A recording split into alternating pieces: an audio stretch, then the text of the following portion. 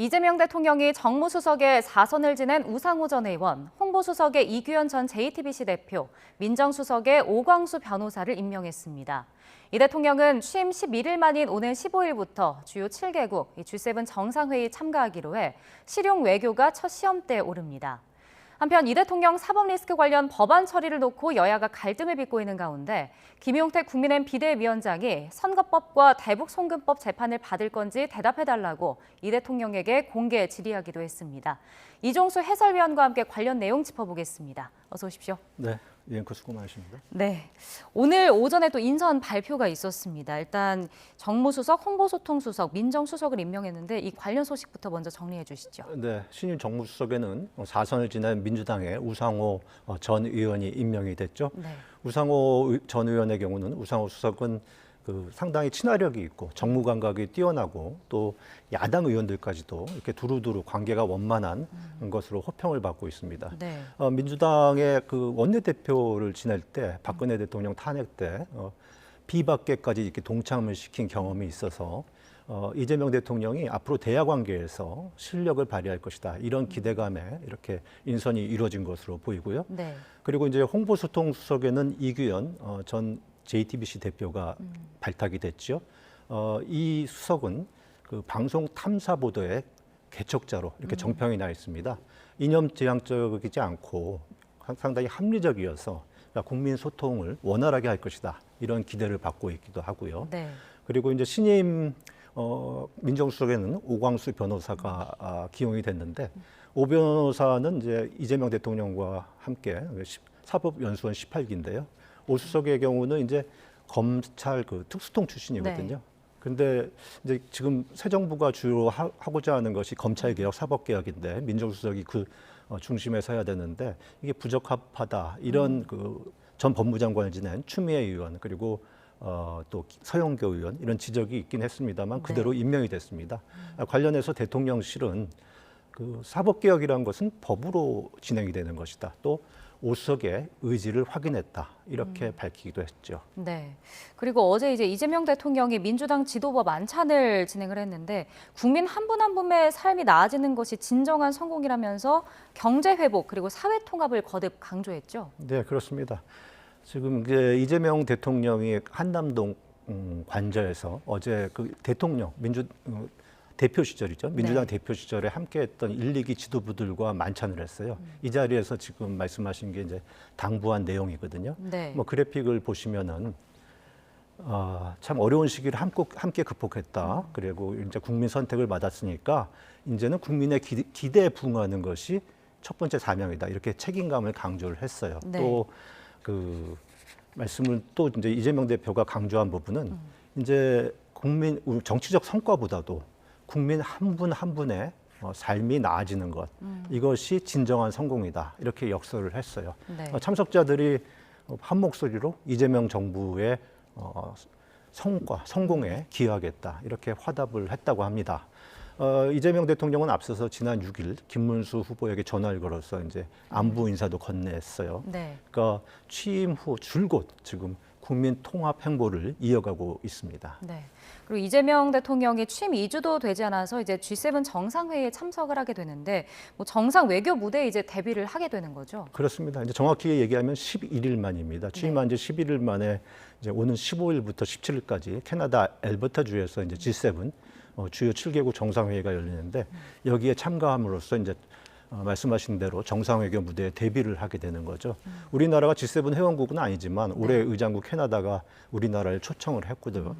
이에 대해서 이제 이재명 대통령이 국익 중심의 실용 외교 여기에 박차를 가하겠다 하면서 이제 초청을 받아들인 거죠. 네. 그래서 이제 정상 외교에 데뷔하게 됐는데요. G7은 아시다시피 미국, 영국, 프랑스, 그리고 독일, 일본, 캐나다, 이탈리아 이렇게 자유주의 국제 질서를 이끄는 서방의 7개국들이 이제 모임인데 주목할 만한 것은 이제 최근 수년 동안은 중국 행보에 대한 견제가 주요 의제로 이렇게 자리를 잡아 왔습니다. 그러니까 G7 이 정상회의에 참석을 하게 되면 미국이나 일본 등 정상들과도 만남이 이루어질 텐데 관련해서 회담이 이루어질 수 있을지 이에 대한 관심도 좀 쏠리는 것 같아요. 그렇습니다. 특히 이제 한미 정상회담이 이루어질 수 있을까 이런 데 관심이 많고 네. 보도도 그걸 집중적으로 이루어지고 있는데 트럼프 대통령이 이재명 대통령을 만나서 정상회담을 하길 대단히 적극적인 태도를 보이고 있다고 합니다. 네. 강유정 대통령실 대변인 관련 브리핑을 먼저 들어보시죠.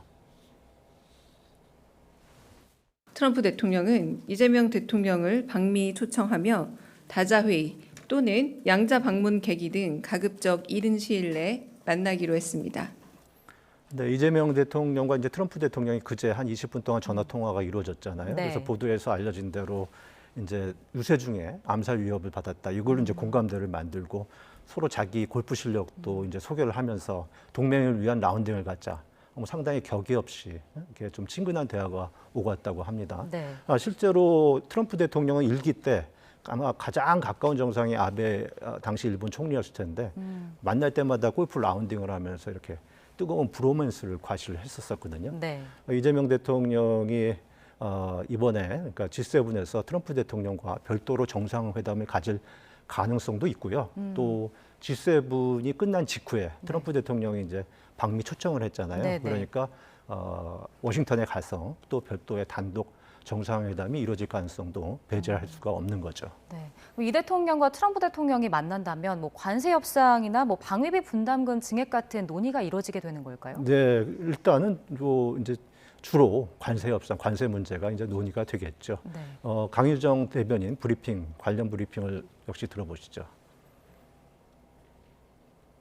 두 대통령은 한미 간 관세 협의와 관련 양국이 만족할 수 있는 합의가 조속히 이루어지도록 노력해 가기로 했습니다.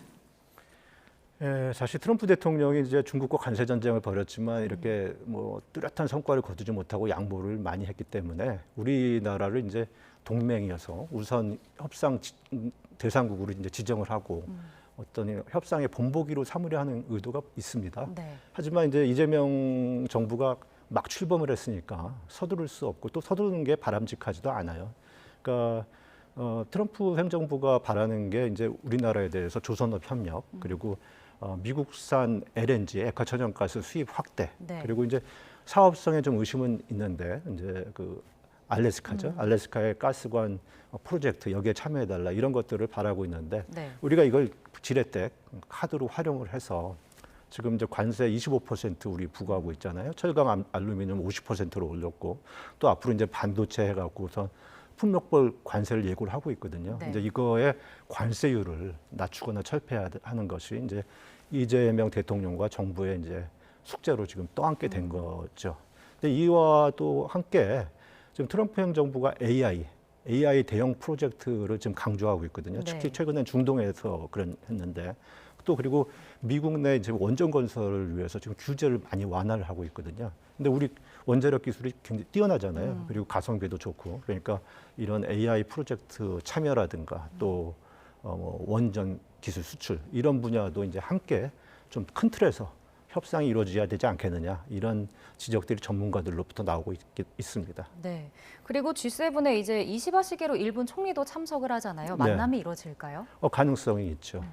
근데 이재명 대통령이 이제 당선되기 전에 윤석열 전 정부의 대일 외교 노선에 대해서 지나치게 복종적이다 이렇게 비판하는 입장이었었거든요. 네. 그래서 두 정상이 만나면은 한일 관계가 새롭게 어떻게 규정이 될까 이게 사실 사람들한테 많이 관심의 대상입니다. 그런데 뭐 전문가들은 이 두 정상이 만나게 되면은 한일 우호 협력 관계가 다져지고 또 한일 관계가 악화될 것이다 이런 야권의 우려가 해소되는 기회가 될 것이다 이렇게 관측하기도 합니다. 네. 그리고 이제 미중 갈등이 이어지고 있고 G7이 말씀하신 대로 중국 경제 흐름을 좀 유지를 하고 있기 때문에 이재명 대통령의 실용 외교가 어떻게 좀 앞으로 펼쳐질지도 관심인데 어떻게 좀 전망을 하시나요? 네, 뭐 한미 이제 G7에서 한미 정상회담, 한미일 정상회담이 열리게 되면은 중국에 대해서 이제 한 목소리를 내야 된다 이런 요청이 있을 겁니다. 네. 이재명 대통령이 뭐 취임사뿐만 아니라 여러 차례 굳건한 한미 동맹을 바탕으로 해서 한미일 협력 관계를 다질 것이다 이렇게 공언을 해왔기 때문에 그런 기조는 계속 이번 G7에서 이루어진다면 유지될 것으로 보이거든요. 네. 일단 뭐 취임사에서 이재명 대통령이 강조한 부분 한번 들어보시죠.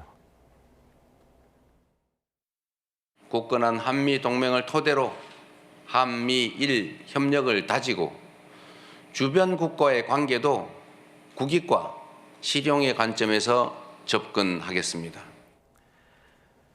다만 그 최근에 이재명 대통령 당선 축하 논평에서 백악관이 이제 중국의 영향력을 언급을 했죠. 네. 중국은 이에 대해서 뭐 편가르기, 진영 대결 이거에 반대한다 이렇게 미중이 신경전을 벌였거든요. 근데 미중 갈등이 앞으로도 계속 고조될 가능성이 있기 때문에 이재명 대통령의 실용 외교가 미중국 사이에서 어떻게 이제 균형점을 찾을까?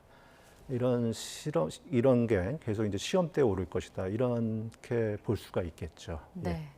그 새 정부가 이제 출범한 지 며칠 되지가 않았는데 여야가 좀 그런 쟁점을 두고 계속해서 이견을 보이고 신경전을 벌이고 있는 것 같더라고요. 그렇습니다. 이제 쟁점 법안들이 있으니까요. 이제 뭐 보통 좀 이제 초기에는 약간 허니문 비슷하게 하기는 하는데 지금은 이제 벌써부터 이게 좀 전면전에 돌입하는 그런 분위기가 잡혀가고 있어요. 네. 그러니까 이제 집권 여당이 된 민주당이 지난 5일에 김건희 내란 그리고 최혜병 특검법 그리고 검사징계법 이걸 갖다 이제 본회의에서 처리를 했는데 네.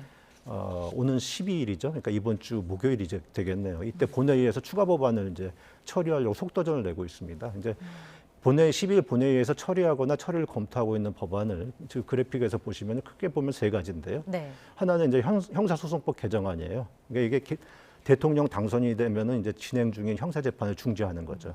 근데 18일 날 이제 이재명 대통령이 대법원 파기환송 때문에 공직선거법 재판을 받도록 지금 예정이 돼 있잖아요. 네네. 그래서 이것에 앞서서 이제 형사소송법 개정안을 통과시키려고 하는 거죠. 그리고 이제 방송 3법이 있습니다. 이게 KBS, MBC, EBS 이제 이 공영방송사 여기에 이사의 추천권을 학계 그리고 이제 뭐 관련 시민단체로 이렇게 넘겨주는 그걸 확대하는 것 그러면서 이사수를 늘리는 것 이게 이제 방송 3법인데 이것을 또 이번 10일 본회의에서 처리하거나 처리를 검토하고 있고요.